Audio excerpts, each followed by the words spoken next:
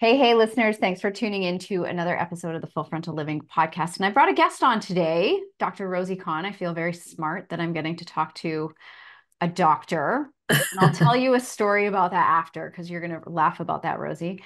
But I wanted to bring Rosie on. She's been a student inside one of the coaching programs that I help coach inside. So I've gotten to Mhm. know her and gotten to know a little bit about her work. And she is a medical doctor based in the UK. Is that correct?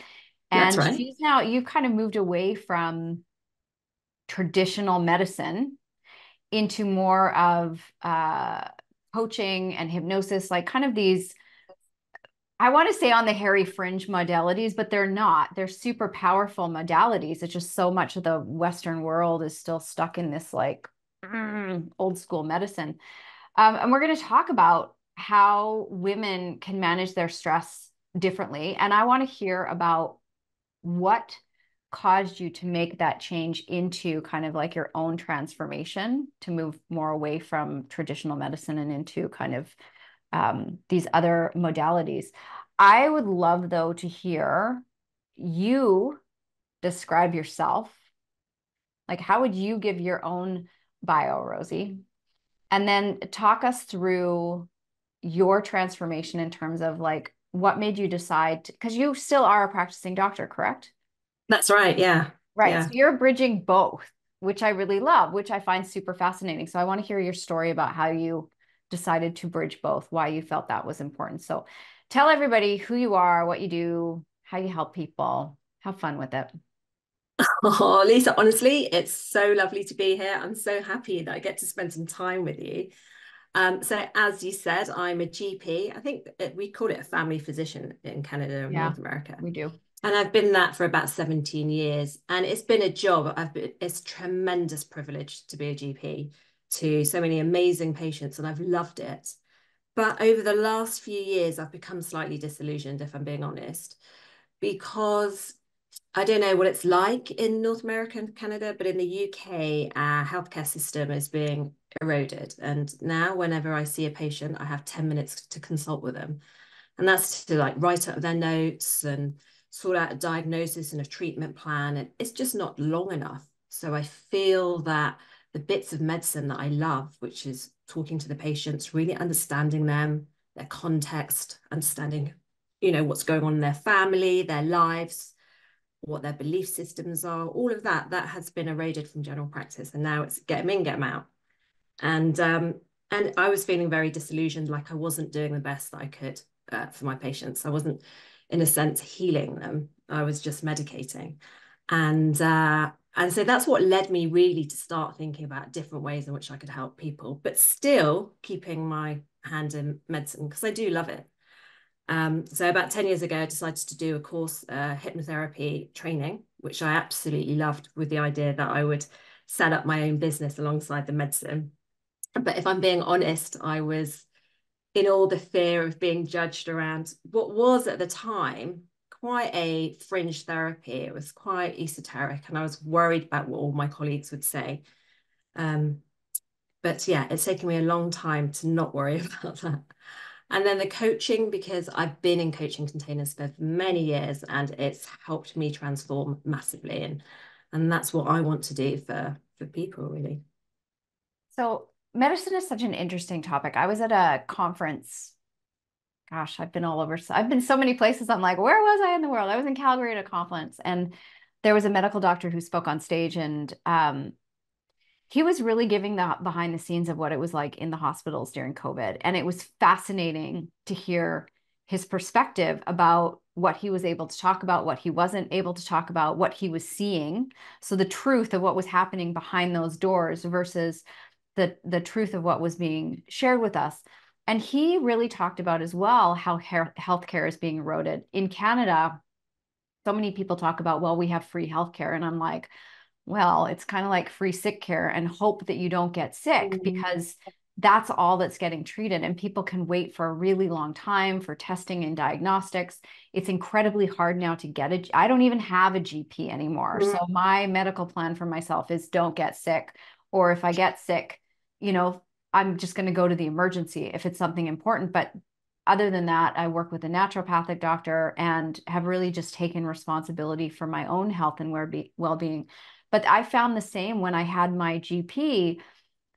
I mean, I'd had him for a lot of years, so he'd gotten to know me, but it was so quick, get in and out. And it's like, no, I need you to see the big picture of who I am and how I work in the world and where I'm taking responsibility for things and, needing your support on this. He was pretty good, but I know a lot of practitioners are not, and you guys don't have the time to really learn about your patients. And then the flip side is patients don't know very much about themselves, just what they're being told, right? Like, because in my opinion, and I would love to hear your thoughts on this, we're kind of being conditioned again to look for what's wrong and then how to fix what's wrong versus how to be responsible for taking care of our wellness. And again, I think we saw this all across the world during COVID because it was such a massive opportunity to teach people about wellness. Yet we were constantly fed this kind of fear-mongering story instead of like how we could have empowered people to create more wellness in their life. So I'd love to hear your thoughts on that. Yeah, I think that's such an interesting point. I think that our model of healthcare is, in the UK, has been a bit backward. It's always been about let's wait until you get sick and then we'll Yes. heal you.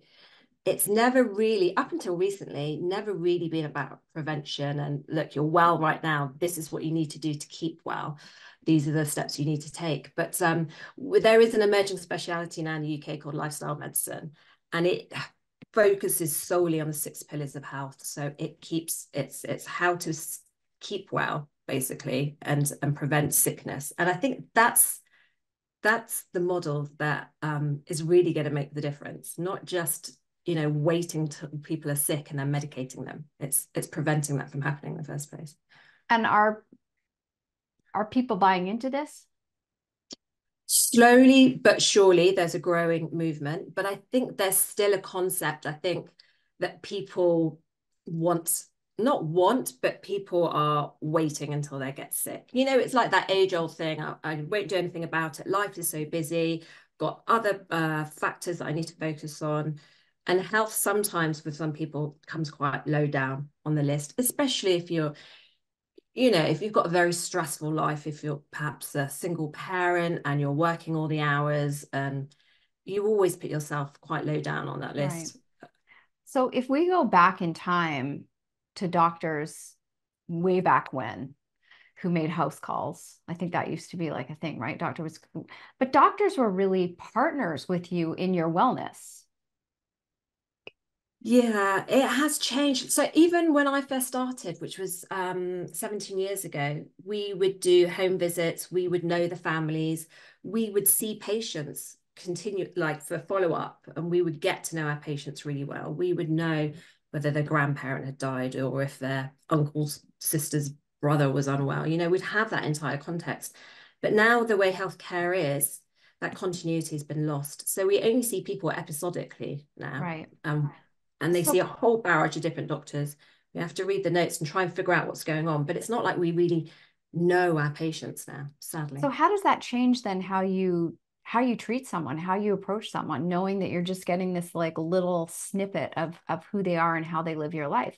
How do you determine um, the questions that you need to ask a patient when they come in to see you? Yeah, it's not satisfactory at all, but it's about looking back at their notes and seeing what other GPs have written or other healthcare professionals have written, trying to piece it together, and then often asking the patient to go through their history all over again so that you can make sure you've got the right history, which when you've only got 10 minutes and they've told their story 100 times, it's very frustrating on both sides, Right. actually. And do you see Yeah. patients coming in more now just wanting you to fix the problem versus wanting to be responsible for actually taking care of their health? It depends on the demographic that you're working with, but there is still a subset of the population that want very paternalistic care. So if I'm in my medical practice and I say, what do you think we should do? Or how would you like to move forward? I often get a lot of, well, you're the doctor, you tell me.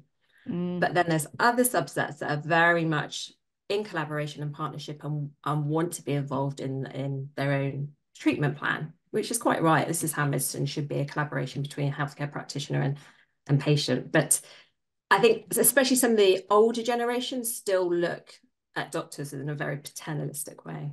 So yeah, it yeah. depends. I see that with my parents. My mom is a nurse, so she's very like, she went into nursing because she cares about people. I think all doctors and nurses, like at the core of everything, they get into that profession because they want to help. They care about people. And I think we need to remember that. But she's just so bought into it. There's no more even questioning whether or not, like she doesn't question. She doesn't question what the Mm. doctor says. Um, my interpretation, she doesn't take a huge role in terms of um, looking for other alternatives. Like if this is what the doctor says she should take, and this is what the doctor says she should do, she should do. Whereas I've said, mom, you get to be a partner in your own, Mm. just because they say this, like you get to actually look at what are the other alternatives. Is this the path you want to follow? But that's just her generation. That was the way things were. And I think medicine over the years has really changed a lot too, of course, because we've got the giant pharmaceutical companies and the money and all that stuff. Whether people want to look at it or not, it's a huge business. So, anyways, we could talk about this all day. We could go down all the rabbit holes of all the bad things. But the truth is, we do need modern medicine. It plays a role. We can't just turn a blind 100%. eye to it. Mhm, It's mhm. important, and that's why I wanted to chat with you because I love that you are bringing together different modalities to support people in helping their overall well-being. So, as you said, back in the day, hypnotherapy was kind of this, the guy in the auditorium who takes people up on stage and all of a sudden they're like quacking like ducks or Yes. whatever. And yeah, the watch in front of your eyes. And I'm a board certified hypnotherapist. I don't think we call ourselves hypnotherapists, but I'm certified in hypnosis. And that's not what it is at all. It's not what it No. is at all.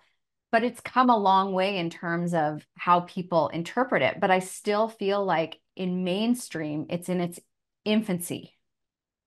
Yeah, yeah, I agree. I agree. But I think it's changing actually. And I think that a lot of the studies coming out of Harvard and Stanford and places like that, I think that people are now seeing it as a really bona fide way to start to heal themselves, actually, in a myriad of different ways. So we'll see. Right. And I think this plays into the newer generations, whether it's, my age or younger, that are wanting a more holistic approach. And they're not just interested in taking the next pill, powder, or potion to get them well. Like they're actually looking at, what's the role that I'm playing in being unwell? So I'd love for you to talk about that because I know you work with a lot of patients that are very similar to my clients. They're busy, ambitious, driven women and men who've done a lot to get ahead in their lives.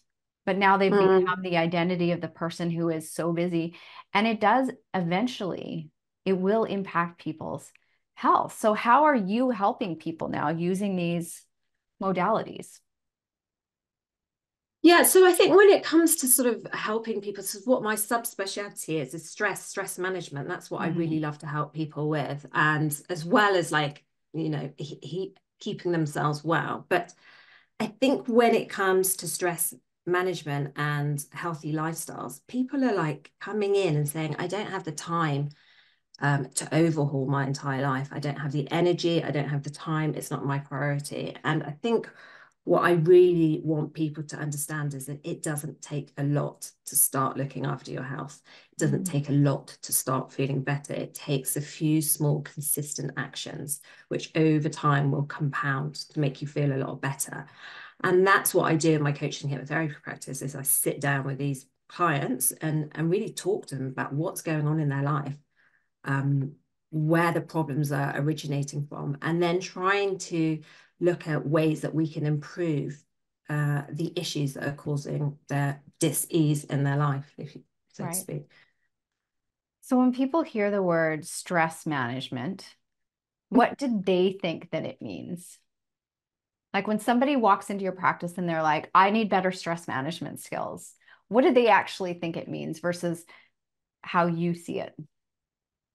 Yeah, I mean, no one ever comes to me and says, I need better stress management skills. Good to know.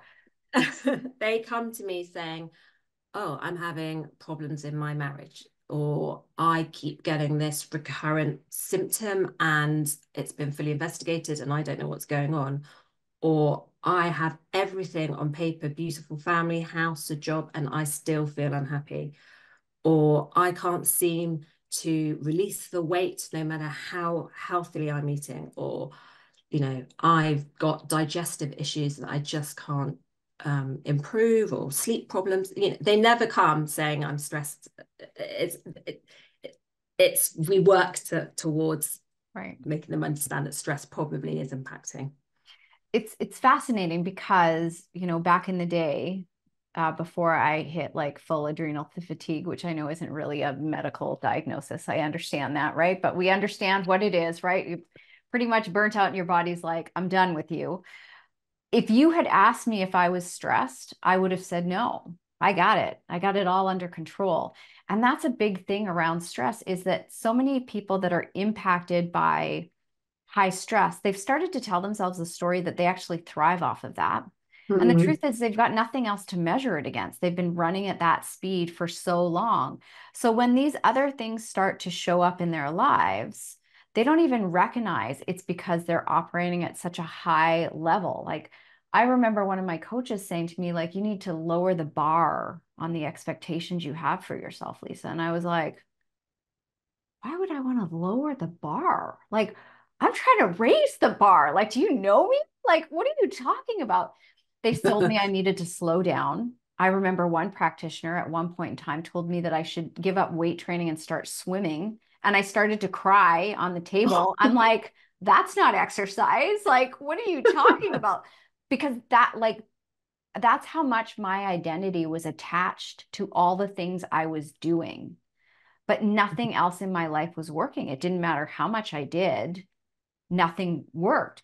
And it really wasn't until, life kind of handed me some amazing gifts. Life lifed me and handed me some amazing gifts that I really went down the rabbit hole into coaching and then into hypnosis, that things started to change. I didn't understand how much our subconscious mind and the stories that we've been telling ourselves since we were little impact us. So I would love for you to share more about hypnotherapy, how it works, what it's actually about, that nobody's going to quack like a duck. I've never felt like I needed to quack like a duck anytime I've been in hypnosis. Can you tell the listeners like what this actually looks like when you're working with someone in hypnosis? So, hypnosis is really just a way of creating a deep state of relaxation. That's all hypnosis is. It's the hallmarks are a slower heart rate, maybe your blood vessels dilate a bit, your breathing slows down. It's your parasympathetic nervous system is really in control here. You're very rested and relaxed. And it's almost like that. If you imagine sort of being in a stage between sleep and wake, that's what hypnosis is. Or sometimes if you're driving the car and you've done the same route day in, day out, and suddenly all of a sudden you're at home and you're like, I don't even know how I got home. You were kind of in waking hypnosis then. Your conscious mind had completely zoned out. Um, and so that's what hypnosis is. So what happens is that we induce the stage of hypnosis. We typically ask you to close your eyes and then we talk to you and we typically deepen you into a state of relaxation. And then from there, your subconscious mind is very open to suggestion. So that's when we plant in positive suggestions, such as, say, you wanted to eat healthily. It would be you enjoy eating healthily, you crave to eat fresh whole grain foods, you drink water. Positive suggestions in alignment with whatever it is that you want. If someone were to make a suggestion that your subconscious didn't want to take on board, then it just wouldn't. It's not like I'm going to be ever able to make you do anything. If you don't want to go into hypnosis, I would never be able to have that level of control and make you go under or into hypnosis. So you're fully in control all the time. But it's just a way of quieting your conscious mind so that your subconscious, we can really talk directly to your subconscious. And what are the results you're seeing in your patients that you're working with doing hypnosis around their stress levels? What changes for them? Well, I don't do hypnosis in my medical practice. I only do it in my coaching Yeah, and practice your at the coaching. moment. But yeah, no. So people are feeling just generally relaxed. So the actual act of hypnosis is very relaxing. So people will come just to have hypnosis for that hour or so of deep relaxation. But in between and over time, and it's different for everybody, people are reporting that they just generally feel calmer, more able to cope with the life's ups and downs. In hypnosis, there's something that we do called ego boosting or ego strengthening, and it just helps people to feel that they can manage in a much better, calmer, positive way. So although nothing really changes externally, they're just able to better manage their stresses, really. Yeah, it's really powerful. After years of getting knocked around in my business, I worked with because you can do like self-guided hypnosis too. I use Mm-hmm, a lot of mm-hmm. self-guided hypnosis, and it was around resilience because I just felt so beaten down. And this whole hypnosis was just about, I don't even remember all the things he said, but it was literally like, you can keep going, like you can do this. You have the courage to keep pulling up your bootstraps. And I swear to God that hypnosis changed so much for me. I mean, I've used hypnosis for pretty much everything, everything. Yeah, yeah, Because I've always kind of worked from the place of, well, I'm just going to throw everything at it. Because if I've got this problem and I know that so much of it is coming from my subconscious mind, I want to be an active player in my healing so that I can move forward. And I think that that's, where hypnosis can be so powerful for so many people, but they're not tapping into it because, again, they're still often looking for conventional medicine to fix the wrong problem, right? Like I often say, mm, like the problem is you, or maybe that's Taylor Swift. She says the problem is you, the problem is me. What is the song? You know what I'm talking about, right? I think so. Yeah, it's a great lyric. But so are you going to work on, or are you even legally allowed to bridge the coaching and the hypnosis with being a GP, or do these things have to remain separate? I mean, it's in the UK, it's very blurred. It would have to be separate. Unfortunately, I couldn't go into my NHS practice and start doing hypnosis on my patients. Right. It's just the way it is right now. But who knows? Things might change in the future. I hope so. Because the whole point is that I want my patients to feel empowered, right? To to be in charge of their own health, their own healing, and to find alternative ways and not just rely on pharmaceuticals to improve their health or improve their symptoms. And I just think hypnotherapy is so empowering. It can be done pretty much anytime, any place, doesn't take long, and it compounds over time. The more you listen to self-hypnosis audios or practice self-hypnosis, the better you get at it and the better results you'll get. And I just think that there's something that is very, very limited side effects. It's a very safe therapy. It's yeah, I think Yeah, it's I've amazing. yet to find a downside with hypnosis, right? Like what's the downside of sitting in a chair for 10, 15 minutes, or you can lie down, although I fall asleep if I lie down. So I tend to stay sitting up. There's no downside, especially if you are somebody who is dealing with a very, very busy life. It's, are you willing to be committed to yourself for 20 minutes a day? And it's not meditation, right? So people have things around meditation, but the way that I look at hypnosis is it's an active therapy. Whether you're working with a practitioner or you're sitting on your own, you are actually doing something. So if you are a doer and you don't want to, oh, I don't want to waste my time, you're not wasting your time. You're actually doing something during that time you're in hypnosis, right? Because Yeah, people have a hard time with meditation. Like, what is that going to do? And I'm reflecting back on an old version of me that was like, who the hell has time to sit in silence? Why would you want to do that? Like, I've come a long way, changed a lot. So if somebody was super stressed out and they came to you, they're having problems in their marriage, they're having these weird symptoms, and you're going to work with them on, doing hypnotherapy and coaching. What are some of the strategies that you're going to give them that they can take out into their regular life? Because the listeners, these are the same type of people that I have on my podcast. So give them some strategies that they can work with. Yeah, so I developed the female system, which I think are basically the pillars that underlie sort of stress management. And female stands for, the F is for food and hydration. E is for exercise and recovery, which is sleep. M is for mindset. Mm. A is for actualization. L is for letting go of unhelpful behaviors. And E is enriching relationships. And I think that if we're able to focus on all of these areas and make small changes in each of these areas, people generally tend to feel a lot better, a lot quickly, a lot more quickly. A lot more quickly. That's Yeah. amazing. Okay, so talk us through each one. So people who've been Yeah. listening here, like food and hydration, it's kind of a baseline. Yeah. I mean, this is your bag, Lisa. Like, but you know, how for food for stress, there are direct correlations between the two. So it's just about being um it's just about being sensible, following a Mediterranean diet. I kind of always promote Yeah. whole grains, mostly plant-based, lean protein, um, decreasing UPF, ultra processed food, uh, trying to get rid of sugar as much as possible, limiting refined carbohydrates, cutting out the alcohol. And the water and hydration. Our brain is 70% water. So you know why you need to drink, because if your brain is not in good health, then you won't be able to combat, sort of, you won't be able to be resilient and face life stresses.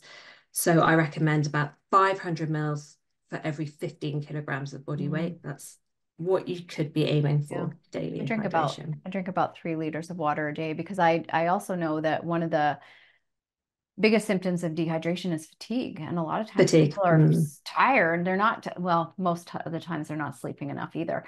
But then they're compounding it because they're so dehydrated and they don't even realize they're dehydrated. So, if you are thirsty, you're already dehydrated. You should never be thirsty. Yeah, if you've got if you're thirsty, cracked lips, and you're way more than 3% dehydrated already, and but yeah, it's my favorite hack is drinking water because it's cheap, it's simple, it's easy, and It's it's easy. so impactful. And Yeah. that's the thing, like being a well person doesn't have to be complicated, but we make it complicated. And, Mm. the simplest things can change your life. So even if we talk about exercise, right, it doesn't need to be 90 minutes in the weight room and another, 60 minutes of car. You could go for a walk. I mean, when I was in Mm. Spain, I didn't train at all except for once. And the one time I trained, I did post it. But that was the only time I actually like physically trained. Otherwise, it was just walking. And my Yeah. body felt amazing just walking. Granted, it was a lot of walking. So exercise does not have to be, it just has to be something that you enjoy. It can be turning on music and dancing in your living room for 30 minutes.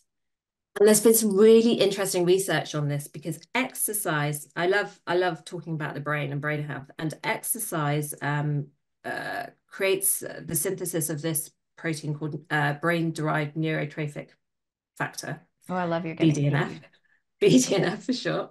And it helps promote it helps make brain cells essentially, and it helps with brain function. And when you have low levels of BDNF, you can get quite depressed or have mental health disorders. And they found that if you do exercise of a particular intensity, but you don't enjoy it, you still make BDNF. It's still beneficial for you. But if you choose an exercise of the same intensity that you enjoy, you make even more BDNF. Wow. So it seems that doing exercise that you enjoy is far more beneficial to brain health than it is to do just exercise that feels like a slog.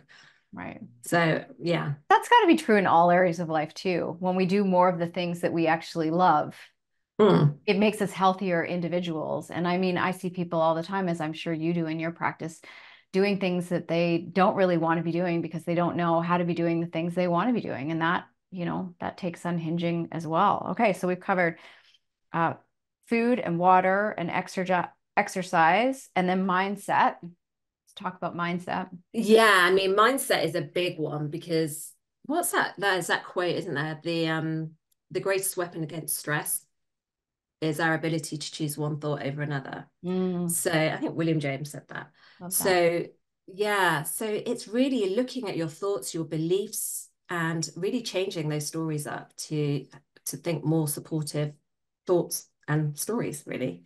It's And that's what we delve into in mindset. Yeah, it's fascinating because, you've been inside Jim Fortin's program for a long time. We do a Mhm, values mhm, exercise in there. I do some values exercises with my clients as well. And so many people are in there to change their health and well-being, right? A lot of people are in there to change their money and their business. Like we've got so many different people doing different things. And when it comes to the values exercise, usually health, wellness, well-being, it doesn't even land in people's top 10. Yet they tell us they've been spending, the last 2 decades of their life focusing on losing weight or whatever. And that's around the mindset, right? Like they don't actually hold the identity of being a healthy, well person. And if you don't hold that identity, you won't mhm, be a healthy, well person.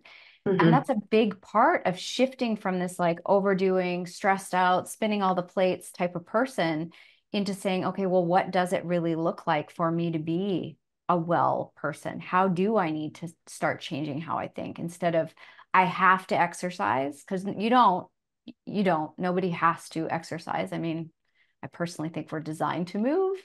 But Yeah, we get to yeah. exercise. We get to choose what we eat. We get to choose how we drink. We get to choose the people we spend time with. So your mindset around your well-being is so, so important. So where do you start people with that? That's kind of part of where hypnosis plays into all of this as well, correct? Yeah, so that's what I love, that the combination, the coaching, the hypnosis, the coaching will really figure out what identity do you want to adopt. Once you've adopted that identity, what kind of actions does a person with that identity do, Yeah. And then once we've decided what actions that this person wants to take in order to achieve their outcomes, then that's where the hypnosis is really helpful, because then you can put people into hypnosis uh, and basically create habits to support them in achieving their goals and actions. So the two together, I think, are just a beautiful combination. Wow. Way more powerful than what is it? Ozempic? Is that the newest like one Oh drug? yeah, Ozempic, Manjaro, Ozempic. yeah, they're all Oh, coming good Lord. out. There's always something. Okay. And what was the A for? A was for actualization, so finding purpose, living in alignment with our values, because I think when there's a disharmony there, then you can't, it's hard to be truly, truly at peace and happy. So I did a lot of reading around Martin Seligman. I think he coined the term the meaningful life. And then when Mm. you're living in alignment with purpose and value, then you have a meaningful life. And that's So, challenging for a lot of people to find, right? Because we've grown up in mhm. the society of like you just tick the boxes, right? You meet the person, you have the kids, you get the job, you go to school, you get the job, tick, tick, tick, tick, tick. And then people, hit their late 30s, early 40s, and they're like, oh, whoa, I've done all the things, yet I don't feel like I have purpose or direction, or I thought this was going to feel different. Mm, And that's when mm. things start to get really disruptive because you start to wake up to how things can be different in your life. But then it's like, well, how do I get from point A to point B? Yeah, when you've created this lifestyle that you need to maintain, and it's very hard to step out of the status quo at that stage. And I think a lot of people that I see, that's what they come to me with. They're like, I don't understand why I'm not happy. I have everything on paper. Everything looks great from the outside, but inside, there's just something. Yeah. Um, and Yeah, that's where that work is actually quite valuable.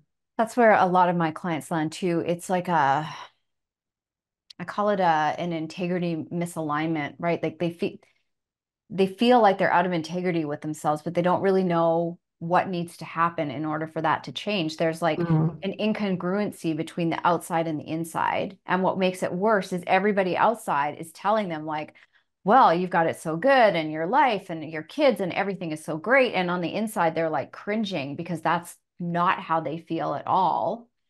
And then on top of it, they've been told they should be grateful. So God forbid they want to like change anything, right? So it can be really challenging stepping into purpose. And even, I think that plays a huge role in a lot of unwellness in the world is people aren't living on purpose. They don't know what it means to have joy and fulfillment in their lives.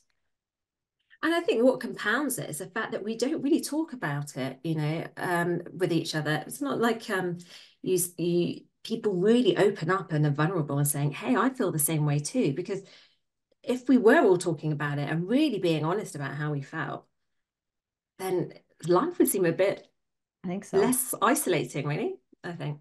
So Well, we've yeah. got so much, people tie so much up in their like what they do, right? When you meet Yeah. someone, Hi, my name is, oh, what do you do? Not, hey, what brings you joy in life? What make, Yeah. what did you do that filled your soul up this weekend? We don't ask those questions. So this causes us to then to become attached to these identities of what we do is who we are. But what we do isn't who we are. It's just what we do.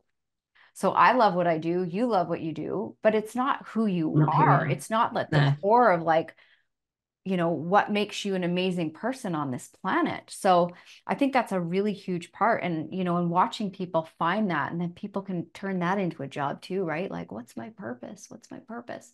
I got to find my purpose. I'm like, or you could just go out and try and have fun in your life and enjoy things a little bit more. And like, what makes you feel happy? Can we start with that? Like, can you just read a book for fun instead of always, I always have to unwind my clients from self-help books. I have to get them off the Yeah. self-help trail because then they get so attached to the looking for the thing that's going to help them feel better because they've learned to, I'll learn my way there. And we have to get to Yeah. a place where it's like, no, you got to actually get in your life to start Yeah. embodying some of the things you've learned. Okay, so then we I'm have laughing because that's exactly where I was not so right, long ago on the self-help trail. right, and we do like we have to get unhinged from that too. So I obviously am a coach. I'm here for personal growth and development, and there comes a time where we have to like look at are we trying to self-help ourselves to death, or are we Mm, actually either working with somebody who can help to guide us or getting off the train altogether and saying, I'm going to take some time to embody what I've already learned. And I'm mm. not going to absorb anything else for a while. There's a difference. Huge difference. Yeah. Yeah, there's a really big difference between uh in my opinion, self-help or being like how do I want to put this?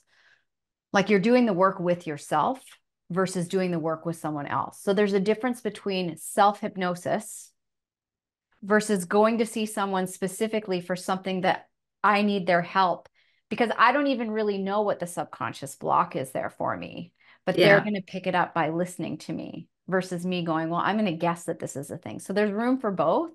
But I know when I've crossed the line and I'm like, oh, I actually need someone to help me with this because I'm getting in my own way now because, that's what we do. But to be objective, look at your life objectively and yourself objectively. You need someone else Correct. sometimes Correct. to point things out for you. Correct. Okay. So what was the L? L was letting go of unhelpful behaviors. So Oh, my favorite the topic. doom scrolling on Instagram or the perfectionism or the saying yes to everything or the Yeah. people pleasing, all of these unhelpful behaviors that keep you stressed. Right. And why do people get attached to those things? It's just part of their identity, I think, in a lot of cases. It's like, Yeah. this is who I am. I am a people pleaser. I do things for other people. It makes me Yeah. happy. But it doesn't really make people happy when it's No. done at the expense of looking after themselves. Yeah. It's very Yeah. true. They're often massive coping mechanisms as well that they've learned, right? Hmm. I'm going to do this so I don't have to feel uncomfortable. I'm going to scroll so I don't have to be present with myself. I'm going to make you happy so I don't have to sit with my feelings of guilt over putting myself first. Because let's face it, I think the younger generations, at least this is what I like to tell myself with women, the younger generations are kind of like I mean, they got the boundaries down. I don't know about your kids, but my kids, they've got the boundary thing down. I'm like, man, I don't know if I like that you know how to set boundaries. But each generation seems to be getting it a little bit quicker. Uh, Yeah. yeah, giving up kind of that martyrdom. But most of these things that we get into that we need to release were things that we learned when we were young so we could cope with our environment, so we could survive. Even if we weren't technically like at risk of death, survival when you're a child can just look like love and belonging, right? Yes. Yes. 100%. And it's really hard to let go of those behaviors that you've carried for a long, long time. It's like breathing. Yeah. It's And like even just to become aware of them, it's like, oh, it's like so much I've learned in the coaching program container that I'm in. I just didn't even realize the behaviors that I was yeah. doing. And that's the thing. Most people don't even know there's another way. I know when I started my transformational journey, I literally sat in the room with my arms crossed across my chest like the defiant child. And I was like, you guys are all crazy. I literally thought everybody in the room was crazy. And I was the only one who had my shit together. And I got my ass handed to me because I was so unaware that there was another way to be in the world. Hmm. Like I literally thought that people that set boundaries were like the harshest, bitchiest people on the planet. I did Hmm. not get it. But in not having any boundaries, I was constantly a doormat. But I got to tell myself I was such an awesome human, right? I Hmm. got to feel good about myself because I was doing everything for everybody else. So we can't even change these things until we start to create awareness around them. And usually it takes something happening in someone's life. And oftentimes it is like illness, death, Hmm. something going on with your kid. Like, I mean, there's a whole host of ways that life beautifully hands us our lessons, for us to take a look and go, wow, I don't need to do that. I mean, it can be Hmm. profound for women to realize that they get to say no.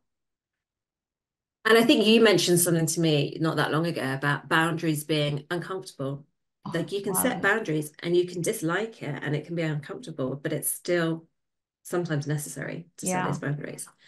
And that really hit a nerve for me. Yeah. And there's a lot of misinformation about boundaries, what they are and what they aren't, right? Because it's really boundaries aren't about the other person. It's about how we want to treat ourselves, the gift that we're giving Mm. ourselves.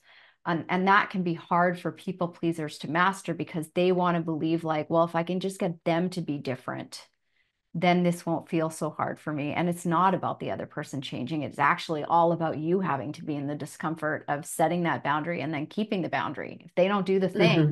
you don't just get pissed off at them and say they didn't follow my boundary. No, what were you going to do to enforce the boundary? Like, what were you going to leave? Were you going to like exit stage right? Were you not going to bring the pie? Like, what was the boundary that you set for yourself? And that is really, really hard for many people to Yeah. understand in the beginning. So letting go, we can talk about it like it's this easy thing. In my experience, letting go has been one of the most challenging practices, to get behind. Necessary, and I know you get this too, necessary, but painful. And I can So be painful. stubborn, right? I get attached to things. I got attachment stuff. I can be stubborn, and it takes me a long time to let go, which is, why I've just recently put out an episode about the process for me of letting go, in Hmm. order to hopefully support other people in finding their way. Okay, so that's the L. And then what it was the E. The E is enriching relationships Oh, because yes. we as humans are social creatures and we need others to thrive and survive and get by in this world. And I'm not just talking about people. I had a patient that came in last week and she has had anxiety and depression for a number of years, but has been really well for 15 years with her dog. And her dog passed away, sadly. And 6 months later, she's still grieving. And now she's thinking about going back on the antidepressants again. And it was her dog and that relationship she had Yeah. kept her so well. And yeah, so it's connection with others. Interesting about grief too, right? Because people don't like grief. It's a hard emotion to navigate, right? And it goes through many stages: anger, denial. Um, you know, People don't like that feeling. And Hmm. grief takes as long as grief takes. And it's your willingness to be with the grief and the waves and know it's going to like roll in and roll out. But I feel that around the connection piece. I think COVID, we all kind of got a taste of that in our own little way. And when I was recently in San Sebastian, which was at the end of my trip in Spain, that was the only week I spent on my own. And I was excited about it. And it was the hardest week. And it was not because I was alone, because I actually like my own company. I'm quite happy Hmm. to like go out, take myself for lunch, all that kind of stuff.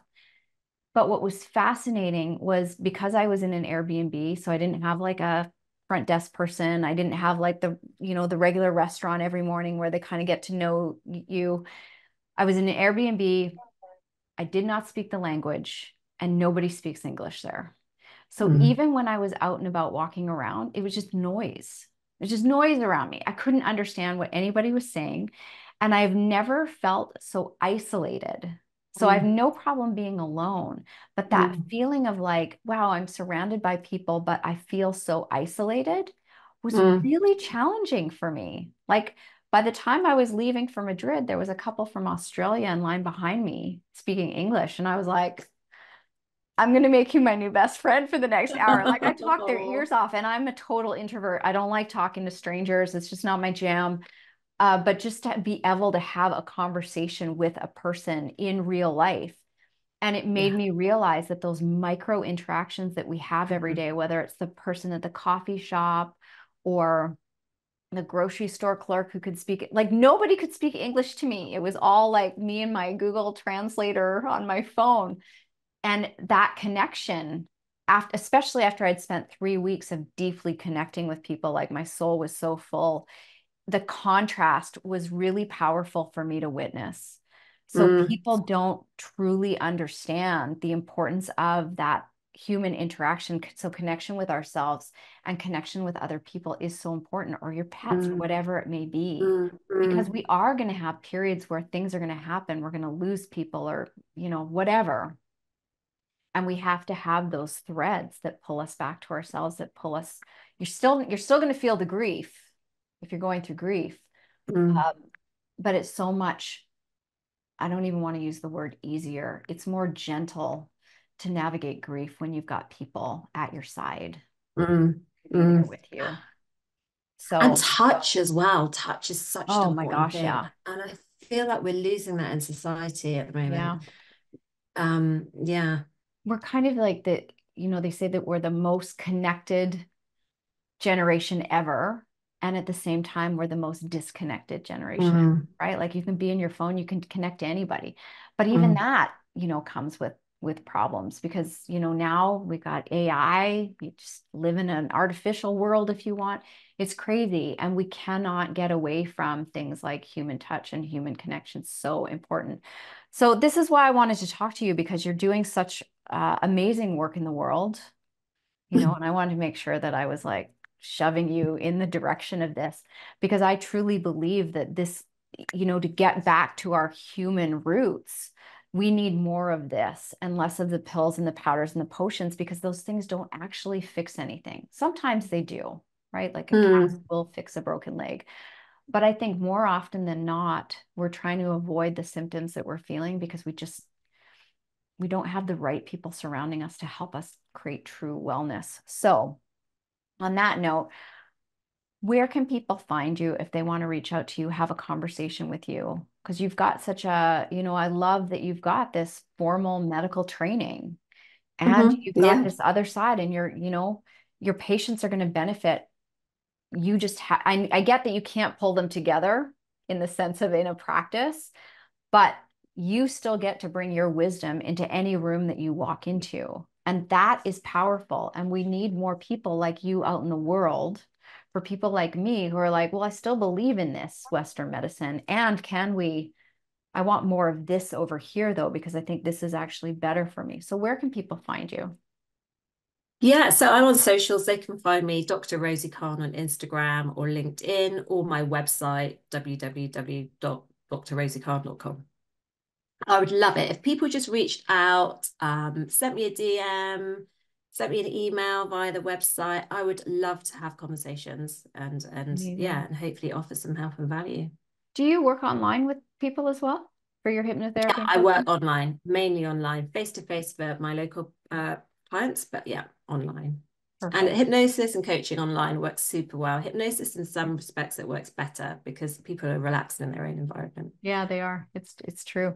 Well, I appreciate you coming on the show. See, I said we talked for about 30 minutes and it's been closer to 60. See, it was easy. There you go. It was a great conversation. It Thank was a great you. conversation. We will put all your information in the show notes. So anybody who wants to reach out to Dr. Rosie Khan, please do so and just tag her on Instagram or tag me or let us know what you think of the episode. Any closing thoughts that you want to leave people with, Rosie?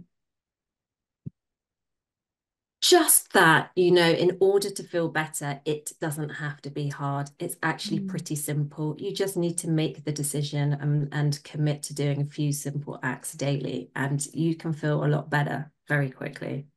I that's just want amazing. people to know that. It does, it can be that easy. It can be that easy. And when you surround Um, yourself with the right people to support you, it gets even easier. So thank you so much for spending this time with me. I appreciate you coming on the podcast. oh no, thank you for having me, Lisa. I've It was loved so it. fun. And see, your kids didn't burst in, nothing bad happened. It's It's all so good. And great. so here's where I started the podcast. And I said, oh, I'll explain this later. There was a time in my life that there was no way on God's green earth would I ever get onto a call and talk to somebody who was a doctor because they were way too smart and I was not. Right? And I'm Wow. sharing that because we all tell ourselves stories about ourselves that Mm. keep us trapped and unable to really step into who we are and that full realization of, our human potential or what's possible for us. And all of it is just stories because at the end of the day, we are all just humans trying to do our best. There's no Yeah. hierarchy, right? Like nobody wins if they've got more degrees. It doesn't matter. We just need to get out there and share our message and do what we do because people are going to hear on this podcast things you said that they couldn't hear from me, but they'll hear it because of the resonance in your voice and in your message. And that's why it's so important that we have to just keep putting ourselves out there and doing things because there's people waiting. Imagine if I'd never gotten over my I'm not smart enough story. I've helped a lot of people around the world. And that's not to toot my own horn. Like that's just data. That's just facts. Right. So yeah, there's so much to wellness, Yes. emotional in particular. So anyways, I just wanted to share that with you because I thought it was funny. I'm like, wow, and now I Yeah. even have I have clients that are like doctors and way more successful than me too. Like it's crazy. So we It's all brilliant. have gifts and we all just Yes. need to get out and share our messages. 100%. Thank you so much for being here. Thank you. So tune in to the next episode. And if you haven't yet, please make sure you leave a rating and review on the show. It helps other listeners just like you find us until our next episode.